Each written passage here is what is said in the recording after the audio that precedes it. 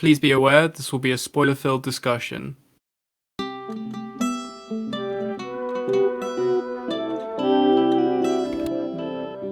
Hello, and welcome to the Minority Arts Appreciation Society, where we're ticking all the boxes and providing the much-needed minority perspective to popular internet discourse. I'm Matty, and I lead the film discussions. I'm Josh, and I lead the music discussions. And it's wonderful to be back with what feels like a humdrum, standard, non-retrospective, non-guest, new film review. How are you feeling? I feel good. I like that this will probably be like what most summers are like, of just being in like a steady pace of like normal episodes. Yeah. Outside of the Christmas specials and, all the hoopla for New Year's. Rise and grind, Rise and grind. Sun's out, guns out. So today I'm just gonna move on. Today we're talking about a new Netflix film called The Half of It. But before we're getting on to that, Josh has some questions, some comments about statistical tests for if your film is woke or not, basically. Yeah. So I'm really interested in this question, like how much stock we should put in this test, or if these tests are actually more important than we think they are. So I think the ones that like immediately pertain to this film, so being a film about women, ostensibly, we have the Bechdel test, right? And the essential requirements for the Bechdel test are: does your film have at least 2 female characters? That's the first stage. The second stage is, do they talk to each other? And the final stage is, do they talk about something other than a man? And a surprising amount of films have failed this test, as I'm sure everyone's aware of. This is like a very popular test. But also, this is an LGBT film, and I think there's been less like formal, obviously less popular discourse. LGBT discourse is obviously less popular than feminism discourse, because there are more women than LGBT people. But Rowan Ellis made a graph, right? So to visualize it for you, lovely listeners at home. For context, who is Rowan Ellis? Rowan Ellis is a social theorist. She's a YouTuber. I'm gonna call her a social theorist. She might as well be. She's just a social theorist who's on YouTube, This is the new age of academia. She makes great videos. Go subscribe, like, comment. Tell her we sent you. So she in her the problem with Love, Simon, quote unquote, video, she made kind of a graph which is kind of like the political alignment, where the compass. Yeah, at the top you have liberation, at the bottom you have condemnation. On the far right, you have, not far right like politically, but that direction. Geographically. East. On the east, you have focus, and on the west, you have invisible. And instances may either be incidental or assimilation. And these are kind of like either the gay characters are incidental, like they just happen to be gay and it isn't really a focus, or it's just like natural, and this can be done, I assume, both well and poorly, as well as assimilation, where it's like gay characters trying to fit more into like straight society, or portraying gay characters in a very straight formula, like trying to make it palatable for straight people. So think of this as how like Portrait of Lady on Fire is a very like incendiary film that is very like anti-normal straight rom-com tropes, very anti-male gaze. Whereas Love, Simon is quite gay, but it is basically just like a normal straight romance film, but with the genders swapped. Yeah, and there is like LGBT anxiety in it, but at least Rowan Ellis argues, it's not really my place to say, but Rowan Ellis argues it does feel a bit more like assimilation of like, this is making, so the difference here is making a LGBT film for straight people versus making it for everyone / for LGBT people. The Danish Girl. Yeah, which is meant to be awful, right? In terms of like representation. Yeah. Yeah, I mean, what do you think about these? Do you think these are fair requirements for films to meet? Do you think how hard and fast should we play these, or do you think they're underplayed in importance? So the first thing I'll say is I think you can pose the same questions of these things and discuss them very much in the same vein, because they are. But there's one distinction between them, and I think it's that the placement of queer people in your film is simply more inherently transgressive than having female characters in your film. So I think more often than not, if you're going to have a queer character in your film or TV show, any visual media, this compass, this graph you bring up is probably going to be more relevant than the more consistently relevant than the Bechdel test will be for when you have female characters in your films. But what I'll say about both of them together is that I interpret these as tools. I feel like a few years ago, the Bechdel test kind of exploded, and it was this like thing, where everyone kind of currently became aware of it in the way the internet does, where when something is discovered and it just spreads like wildfire. I think there was a time where it could be where the Bechdel test to some people was considered the like be all and end all of feminism in film. For me, what the Bechdel test is again is a and this graph that I've only just been introduced to now. I really like that tool. I think it's actually really made me evaluate how I feel about films like Portrait, just even in the 2 minutes I've had now. But what I think about these as a whole is they should inform your understanding of not just films but also filmmakers. So, for example, I think Josh, you brought up Fight Club before we started recording, and Fight Club is a film that I believe fails the Bechdel test by barely. I think it has one female character played by Helena Bonham Carter. Yeah. But we wouldn't call that a misogynistic film. I think then what you could bring up, however, is David Fincher as a director, and obviously as a woman, I kind of don't really want David Fincher to be telling my stories for me. However, what I don't want is David Fincher to be acting like I don't exist, or when I do exist, that I'm there for like a man, So I think I use it very much to look at a director's overall career. Obviously, if they're very early or have a very small filmography, it's very different. But someone like that who's been making films for a long time, it can be quite informative. Yeah, in defense of David Fincher, I think there are examples of how, like, even if a script isn't very feminist, how a director can bring out the kind of masculine critical elements of it. So, for example, The Social Network, this is really funny. So Aaron Sorkin wrote The Social Network. You familiar with Aaron Sorkin? Yeah, the prolific writer. Yeah, and people at home, he made West Wing and all those fast talking witty men stuff, and he met like Mark Zuckerberg and was really like starstruck, and like to him the film was like an ode to how great Mark Zuckerberg was. But like David Fincher just did not read it that way, so he just framed it to make Mark Zuckerberg like seem like the most chauvinistic piece of shit ever. And I kind of, even though I don't think there are many women who talk to each other in that film because it's just not in the script, like ending that on the note of the woman is gone and she's just like fine without this guy and he's just a dick and he's just like waiting for her to reply to him, and he's I love that. Like, so there are ways like directors can bring it out of shitty scripts. Absolutely. But who it is also matters as well. Like, think about like black representation in films and like Tarantino. And like, I think Django Unchained is a great film. As an isolated case, I am basically okay with the fact that a white person wrote it. However, the fact that in like Pulp Fiction and Reservoir Dogs, he has white characters, including himself, saying the N-word to no actual end or purpose. Like, it's just cool. Like, completely inexcusable. Yeah, like in Pulp Fiction, the nigger line, the character wasn't meant to be racist. It was just like a edgy thing that happened, and that kind of delegitimizes Django Unchained. So I do think who's writing it counts, and who's directing it counts. That's fascinating what you said about The Social Network.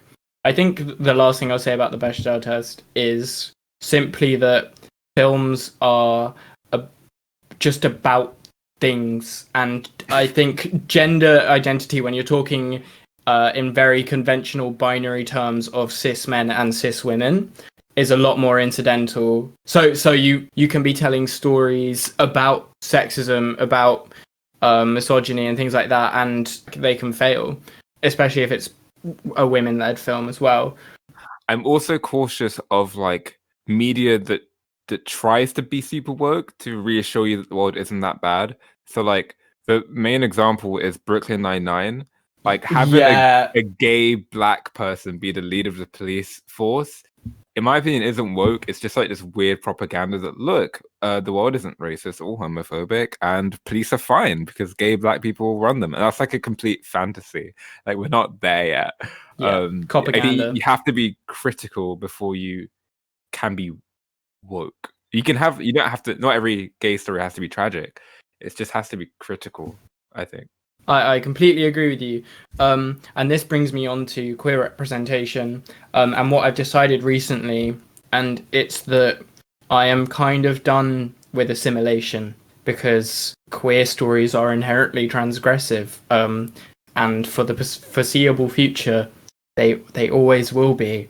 And it is lovely to see representation in mainstream media. I cannot say that if I saw a positive example of trans representation that dealt with it in a seamless way, I'll say, I wouldn't be warmed by it.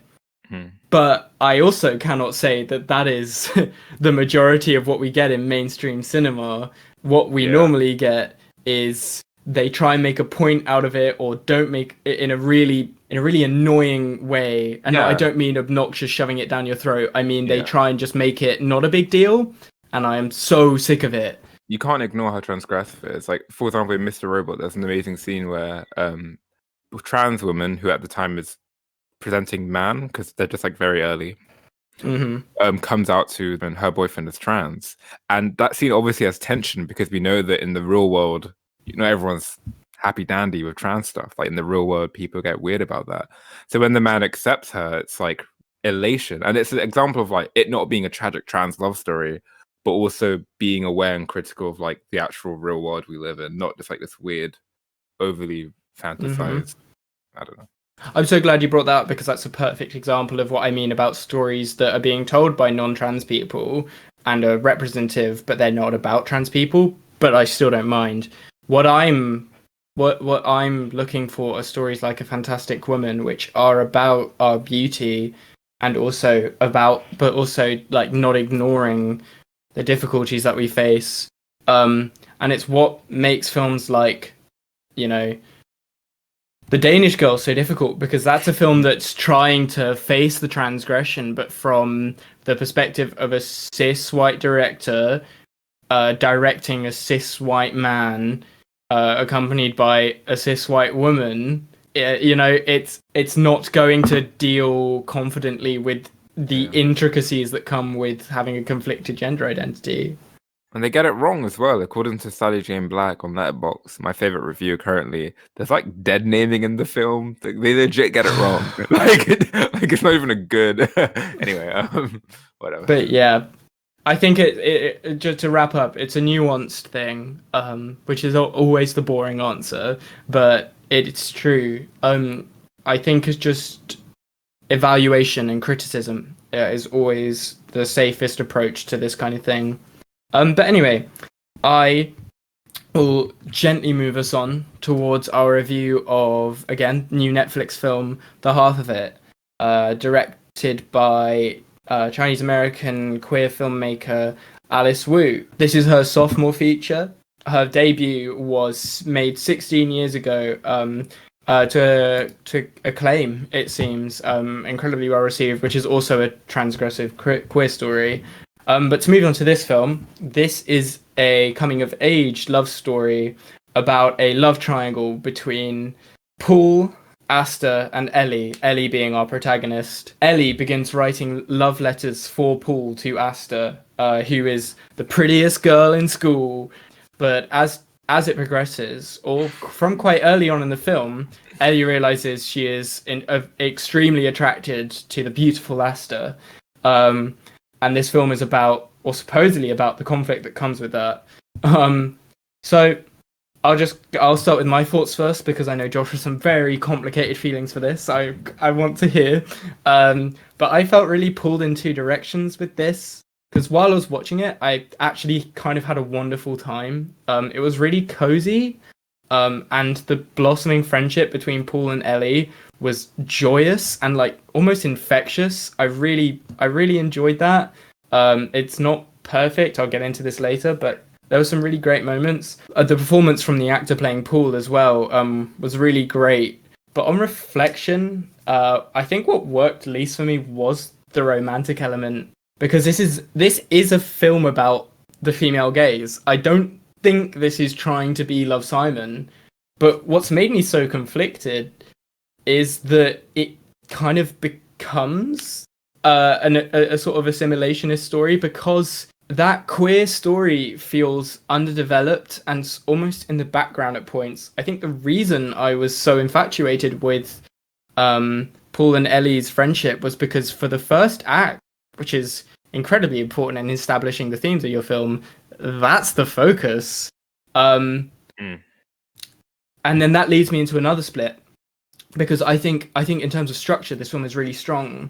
For the first half, I would say it skips a lot of quite tired love triangle story beats, but at the same time, I actually feel like we didn't get to explore the difficulties that come from a transgressive queer love triangle because it actually skipped the conflict of it, and any conflict that is brought up is actually sort of erased. And just to wrap up, the experience of watching this film I found really lovely because I was really infatuated with like the environment and the characters.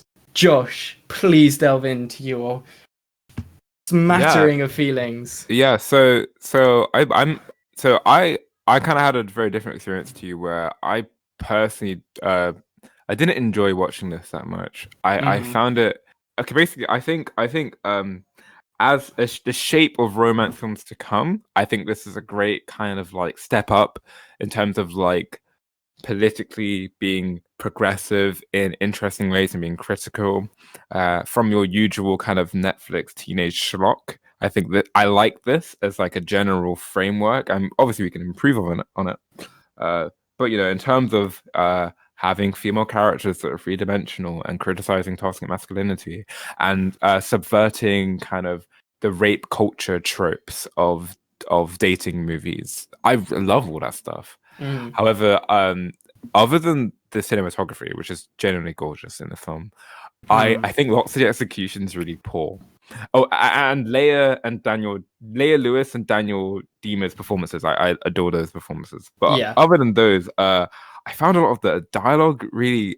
Okay, I don't know if it's because I'm a philosophy student and maybe this is like projected self-loathing, but I found it really pretentious and annoying.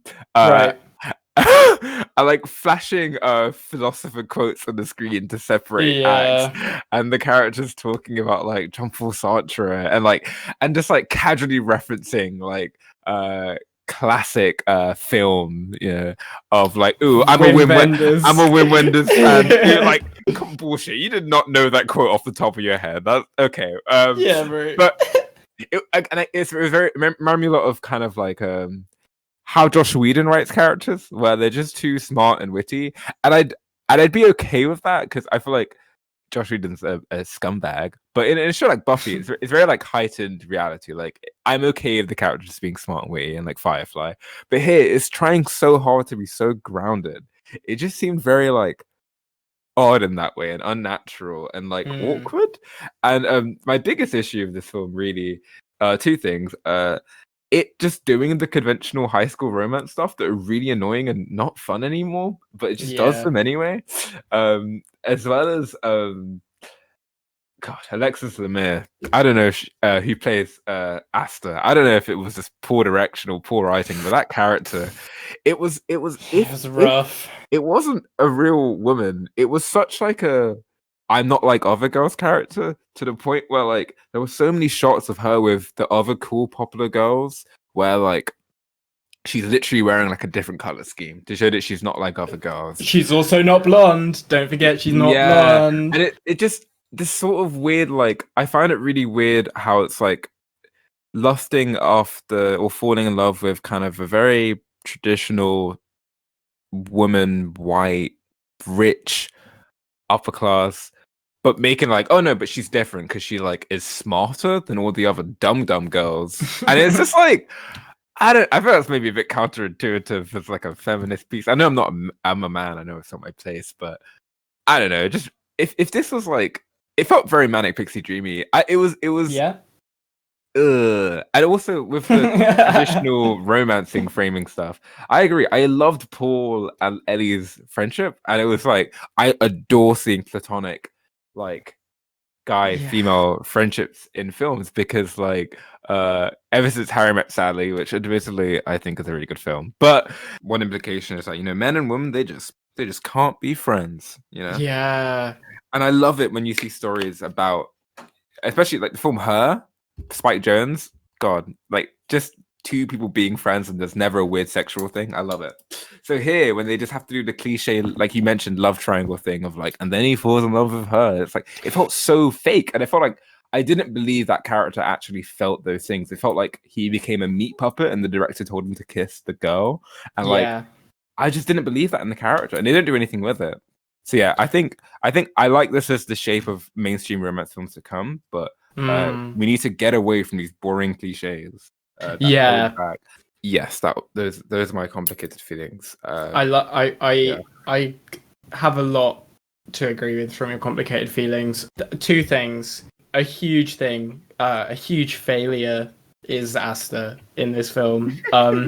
Because it was sad, but I remember feeling so engrossed in their friendship, and then it would cut to the longing scenes, and I know it's not a fair comparison, but I kept thinking back to Portrait and how that film portrays the female gaze and longing. That particularly like lesbian longing. Yeah. The sapphic longing we are so known for. I did not feel it, and that is so painful. And I think the other thing you bring up as well that's really important, I mentioned in my introduction as well, is like story and conflict and how they explore these complicated this complicated situation. Because when you like read or hear the plot synopsis of this film, you think, God, this is going to be a disaster. This poor, young, naive girl is going to have her heart torn in two. But really, it's just kind of okay. There's a couple of, like, hard moments. There's one in a church that's pretty wacky. But then it's kind of like, all right. And this is why I bring up Love, Simon. It's because I don't actually think you explore those incredibly complicated feelings that come with being in a situation like this. I feel like you get the provoking of it, especially in the first half. I feel like your questions are invited, but I don't think this film has any answers or much to say, which is really harsh because I admittedly really enjoyed watching it. Yeah, it's a very nice film, and I'm sure it would be very comforting for like LGBT people, lesbians, as I've seen online.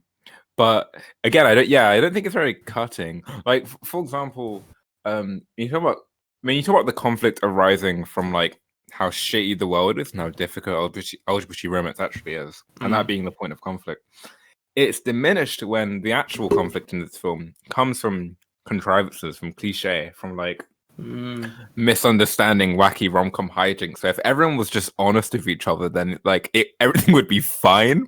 And like I know that's a silly complaint, but I'm so tired of rom-coms doing this thing where it's like if the characters would just talk to each other, everything would be okay. Exactly. And that shouldn't be the core conflict in like a lesbian love story, right? Like it should be deeper than that, or less fabricated.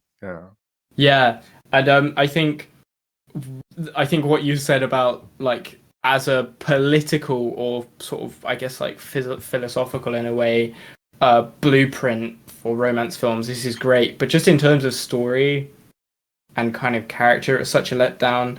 And I think looking at moving on to like visually, I think they were really going for themes of like kind of contrast in perception. There's a lot of frames of characters.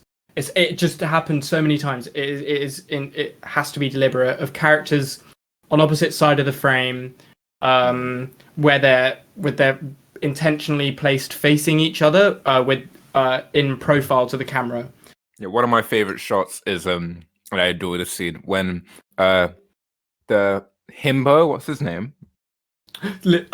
Paul. Paul. When Paul like gives her and her dad the food, and like it pans from her dad really enjoying it, him giddily excited, and her looking really confused. Amazing shot. Oh, it's so no, exactly. It was moments like that that I really enjoyed. Those scenes in the house are really sweet as well. Another really big example of this is in the final scenes of the film when Ellie finally confronts Asta as she's about to leave for college. There's a literal like line in the road between them as they stand opposite each other. And so yeah, I think the film is definitely going for this sense of conflict when there is actually no barrier between them. But I just think in execution it kind of falls apart. Another thing that is kind of not great is sound like Big Joel out here. Is when Paul it's an incredibly glazed over element of LGBTQ representation is when Paul tries to kiss Ellie, and this is the first time he is shown that he is to her that he is romantically attracted, and Asta sees this, and it leads to the revealing that Ellie is attracted to Asta, to Paul, and he kind of says like, "You're going to hell. This is a sin," and then it's like a church scene, and he Googles, "How do you know if you're gay?" And then it's fine.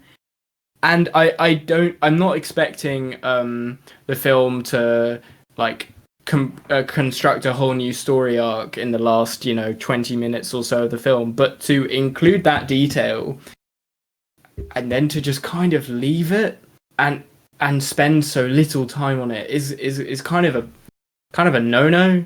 Again, it felt out of character. It felt like a contrived conflict. Actual homophobic people don't get over it like that. That is No. a fantasy. If yeah. No, exactly. Like it is just too easy. It's that was my main problem with it. You've put it perfectly. It was just too easy. It was too much of an ending tied up in a nice bow. I think the ending is really sweet with him running after her on the train. But I don't like how we got there. If I could just slice out literally that one scene, Paul would be a perfect character. Like, I know, that's the thing. Deconstructing how rom-coms affect men's view of dating, how it like warps it, and how men can be saved, and they're not just like evil. They're just some people get the wrong ideas from films, and they can be. One thing I like about Paul and Ellie's relationship is I think it's a good instance of like intersectionality in terms of there's a part when Eddie's talking about how she struggled as an immigrant, and Paul is very working class and he can't articulate it as well, but it's very clear that he is at a disadvantage in life because he's working class. His family isn't very educated, and it was a very cool moment of like they are kin in this moment. Like that was but then you got Asta, right? Who fuck Asta. All my homies hate Asta. There's a scene where she so she is gay. So that is a thing in her, or bi or anything. That is a thing in her life that would be stressful.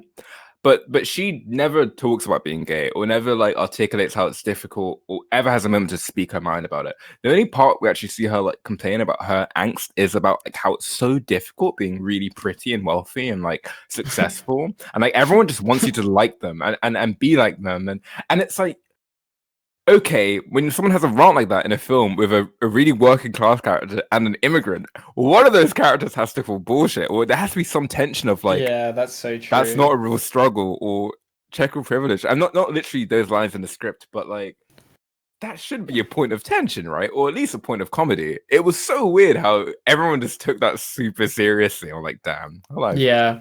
her life isn't as perfect as I thought it was. And she didn't even talk about like maybe how hard it is being a woman, or I don't know, like the fact it was specifically complaining about like her status. It just hit me so wrong.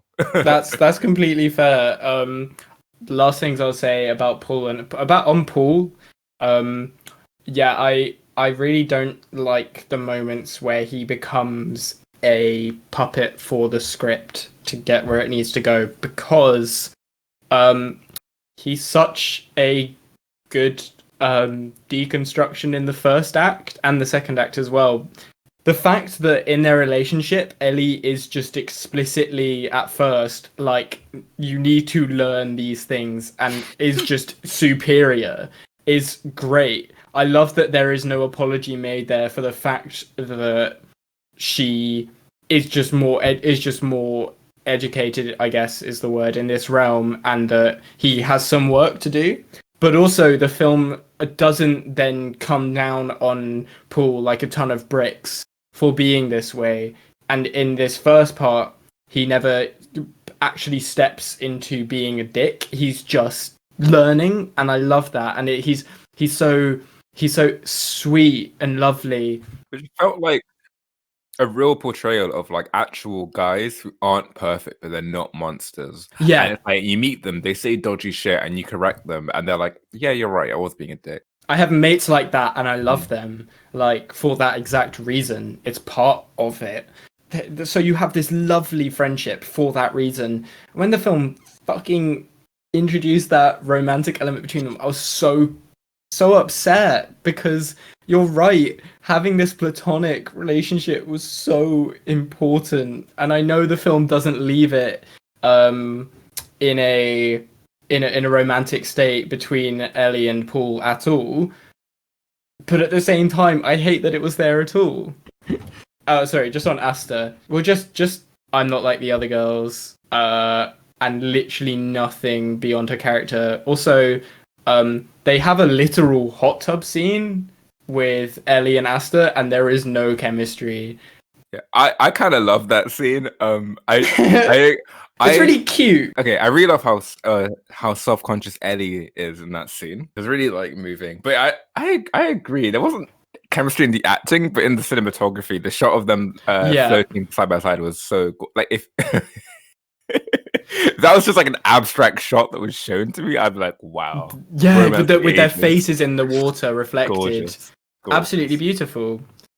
Fucking absolute props to the cinematographer here. You are carrying, and Ellie and Paul's performances as well. Because I just don't know how you have that scene, and I'm not like. Yeah. At first, I was like, "Oh shit, is she naked?" And then after I got over that, I was just like, "Oh, this is nothing. This is just like a bit awkward." Yeah, it reminded me a lot. There's a scene in Moonlight where a character, a gay man, moves to another gay man, but the other gay man is like not as comfortable with their being gayness. So it's very like slow and tender, and he's like taking his hand and like it's sort of like, "Are you okay with this?" And the other guy, he's okay, but he's very like nervous, right? Yeah. And there's so much, for me at least, fire between them. It's just like, oh, but it's like the tension is like, because he hasn't come to terms with who he is, he can't really be comfortable in that fire, you know? But here there just isn't fire. The cinematographer does so much to bring this together. Like, it was so weird. After like 90 minutes of being rather bored and like ready for it to end, the final shot of this film is so amazing. Yeah. The idea of taking a cliched, hackneyed, dumb romantic trope and using it to like bolster up the friendship between a man and a woman in such a cute way. But again, if we just pretend that one scene never happened, if we just pretend that didn't happen, that ending is just so great. made me want to cry. It was so Yeah, heartwarming. yeah. And I think the kiss, and the way the kiss is shot is gorgeous. How frantic it is and how Oh fast yeah. it is.